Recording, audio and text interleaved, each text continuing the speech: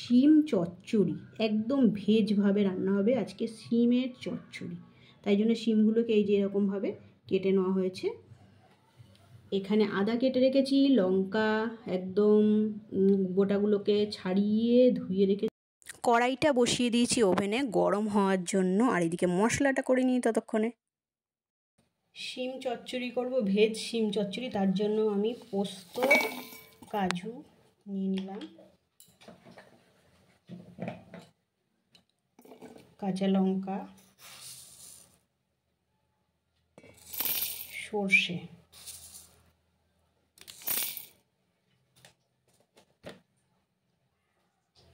একটা টমেটো, এই সমস্ত কিছু এখন একটু ভালো করে পেস্ট করে নেব। শিম চচ্চড়ির মশলা যে রেডি হয়ে গেছে, পেস্ট একদম রেডি। এবার তাড়াতাড়ি বসিয়ে দিই রান্নাটা। তেল গরম হয়ে গেছে, এর মধ্যে একটু কালো জিরে ফোড়ন দিয়ে দেবো।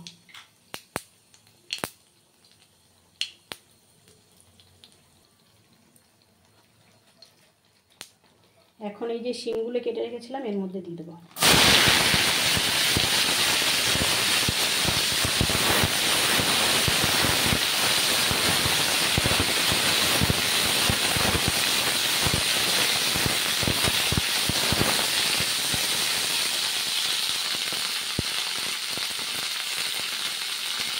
স্বাদ মতো দিয়ে দেবো নুন, আর দেবো হলুদ,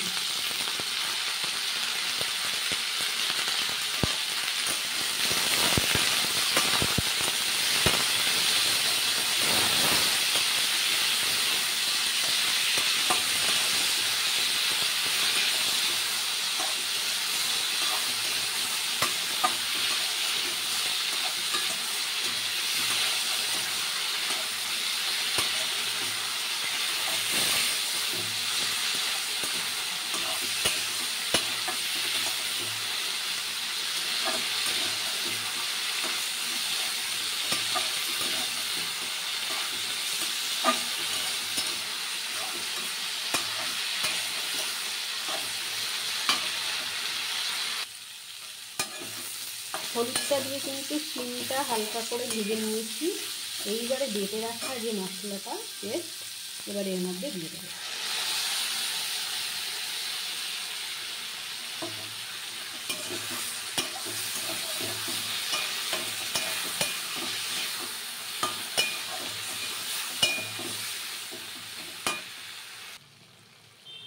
হালকা একটু কষিয়েই এর মধ্যে দিয়ে দেবো একটু চিনি।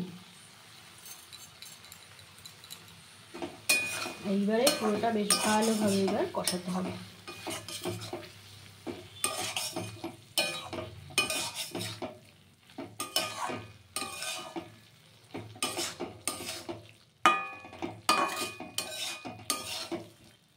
এইভাবে শিম চচ্চড়ি খেতেও কিন্তু দারুণ লাগে।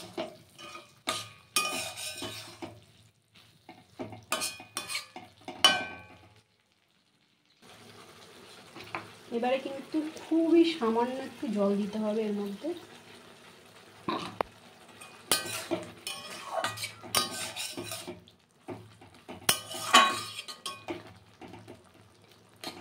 এবার এটা একটু ঢেকে দেবো।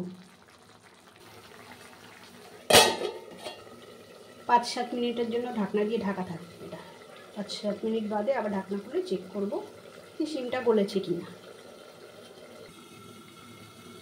7 মিনিট হয়ে গেছে, এখন ঢাকনাটা খুলব। জলটা কি সুন্দর শুকিয়ে গেছে, জলটা পুরো শুকিয়ে গেছে, শিমটাও গলে গেছে। হয়ে গেছে শিম চচ্চড়ি রেডি। এবার এটা নামিয়ে নেব। এইভাবে আপনারাও বাড়িতে একবার বানিয়ে দেখুন, দারুণ স্বাদের লাগে খেতে। আর ভিডিওটা কিন্তু লাইক করবেন, প্রচুর প্রচুর প্রচুর শেয়ার করবেন, ঠিক আছে?